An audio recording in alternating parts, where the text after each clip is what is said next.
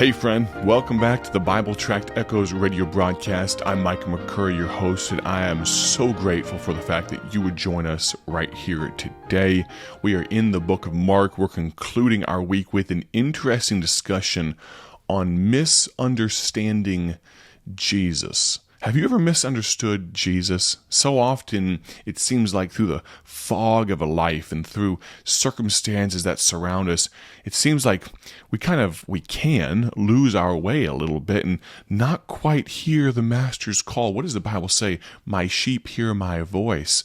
Well, he knows us and we should know him, but there can be times even Jesus' friends and family in the Bible misunderstood him, and so don't feel too bad if it happens to you, but let's learn some things and make sure that you and I, that we don't misunderstand Jesus. I've got a gospel tract to tell you about. This one right here, I carry with me just about every day, as long as I don't give them all out and I'm out of stock.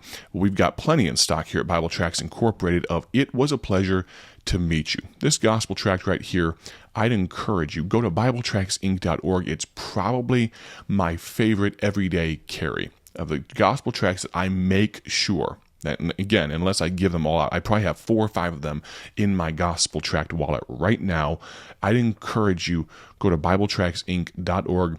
You can order some of these. Did I mention they're free? I don't think I've even mentioned that this week. Our gospel tracts are free as the Lord provides. And if we can help you out in any way with our gospel tracts, we'd love to. We have about 50, we may be up to 51, but we have at least 50 different English titles of gospel tracts, and It Was a Pleasure to Meet You is one of my personal favorites. I used it just, yesterday. Had to run to the grocery store to grab something for my wife for dinner. My dad is in town for a little while, for a few days, helping out with a few projects at Bible Tracts Incorporated. So very thankful for that. And he's actually working on, there's a part of the exterior of the building that needs to be painted, and he's helping out with that. But we were having dinner at our house, and so I needed to go grab something, and I was talking to the cashier there, spoke for, less than 15 seconds, probably just swiping the credit card, and are you part of a rewards program? You know how that stuff goes, punching in the phone number, and off we go. But before she put that receipt, before she gave me that piece of paper, that receipt, and stuck it down in my bag, I said, ma'am, would you mind reading this when you have a moment? And I put that gospel tract right there on the counter, and she took it and put it right on her till on the cash box there. And Lord willing, maybe, just maybe, she's read it. And we're so very thankful for each and every one of you that use our gospel tracts. Go to BibleTractsInc.org today to get your very own copies of It Was a Pleasure to Meet You. We'd love to send you 25. We'd love to send you 1,000 of them if you can use them. Maybe your church people would use them. Let me make mention of one more thing today. I've mentioned it every day this week. If you love good music, I'd love for you to text the word music to this phone number. I'll give it to you in just a moment. I've got in my hand an album, a brand new album called This Is My Story, This Is My Song. Bonus points to you if you can tell me what song that phrase is from. This is my story, this is my song. Maybe you can text me and tell me what your guess is. Many of you probably know. But if you text the word music to this phone number, you ready for it? 309 316 7240. If you text the word music to that phone number, I'll give it to you again in just a moment, I'm going to send you information about how you can get this album. If you want the physical copy of it, we'd love to send it to you. Any size donation will get you this if you choose that option on our website in the month of May. But you can also listen to it on streaming if you'd like to. I'd love to send you information about that. Again, that phone number is 309 316 7240. You may ask, why are you doing music, Brother Mike? I'm misunderstanding you, not just Jesus. I'm misunderstanding you. Well, Paul Levine, our founder, he loved music, did a phenomenal job with it. And so we're kind of carrying on the heritage and the legacy of Paul Levine just a little bit with music we now have Paul Levine Studios. And we don't over-index on it. We don't spend all day, every day working on music. Absolutely not. It's a little byline. It's something we do on the side. The main thing will remain gospel tracts. But we do have the opportunity to produce a little bit of good quality Christian music here in-house. Maybe one of these days, maybe I'll have a CD. We'll see whether or not, I don't know if the world needs that or not, but we'll let you know if that happens. The book of Mark, chapter number 3. Are you there? We're talking about an interesting concept today. Misunderstanding Jesus. The book of Mark, chapter 3, and look at verse number 20 and 21. And the multitude cometh together again. You realize kind of throughout the book of Mark, there was a massive multitudes following Jesus. He's kind of separated himself from them, gone out into the wilderness, come back to Capernaum, more crowds. Here in verse 20, the multitude cometh together again, so that they could not so much as eat bread. I don't know if that means that they had swamped the local vendors and there was no bread left. I don't know if it means that it was so packed in that you couldn't even reach into your satchel and grab out your I don't know what, your skin of water, your flagon of water. I don't know what they had back then. You couldn't even reach in and grab yourself a loaf of bread because your arms were pinned to your side. I don't know. All I know is there was a big crowd here. Verse 21. And when his friends heard of it, they went out to lay hold on him, for they said, he is beside himself. Now, what are they saying? This guy is attracting such a crowd. You realize that they had not seen him dead, buried, and resurrected yet. They had seen some quote-unquote minor miracles. I would say healing lepers and all that type of stuff are not minor.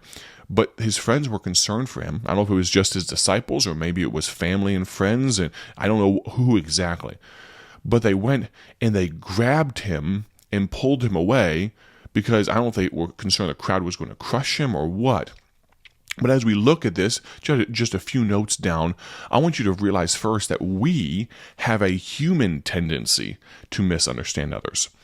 Oftentimes, and husbands, wives, maybe you can back me up on this, very rarely do my wife and I get crossways in any way whatsoever.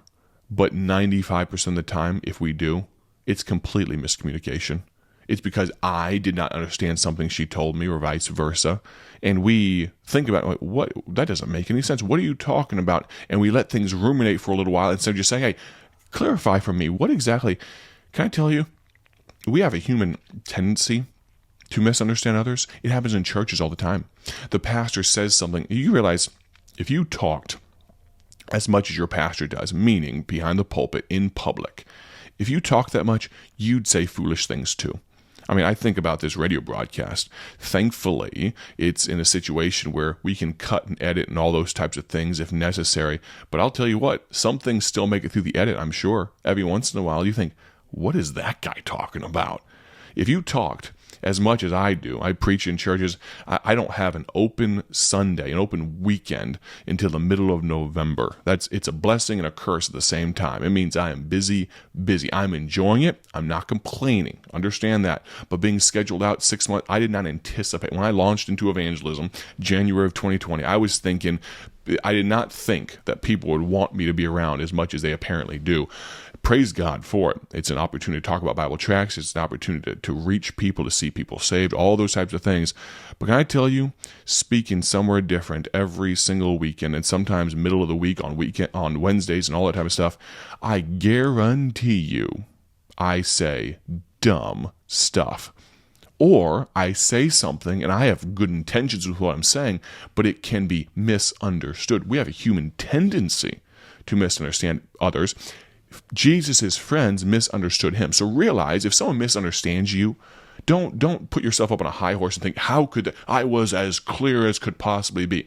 You realize Jesus' ministry, he told us in the book of Mark chapter 2 that he came to preach. That's why he came.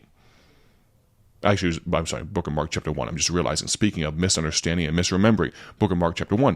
But he came to preach, and his friends are taking him away from the opportunity to speak to multitudes. Seems like a grave mistake to me, right? But realize when people misunderstand you, that's just part of the human condition. It happens. We live in error. We were born in sin. We're going to misunderstand things.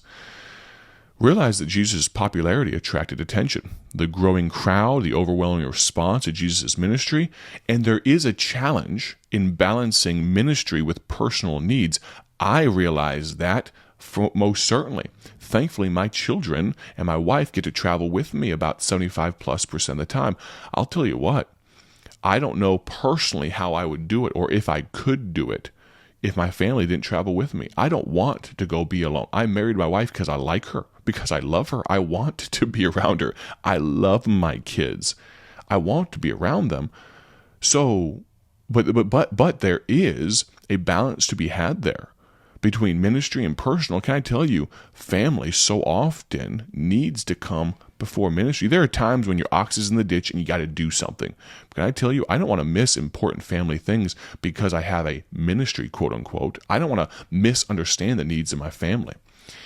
Remember, realize they're concerned for Jesus' well-being. They attempt to lay hold on him or restrain him. Their conclusion is he's beside himself. He's out of his mind. I don't know how he's drawn this crowd, but he's out of his mind. What are the consequences of misunderstanding Jesus? And what are the consequences of having misunderstanding in your local church? Well, there's a potential hindrance to Jesus' ministry. He could have spoken to potentially thousands of people, but he was hindered from that. The danger of underestimating, and this is the crux of the matter that I want to point to today, the danger of underestimating Jesus' mission and who he is.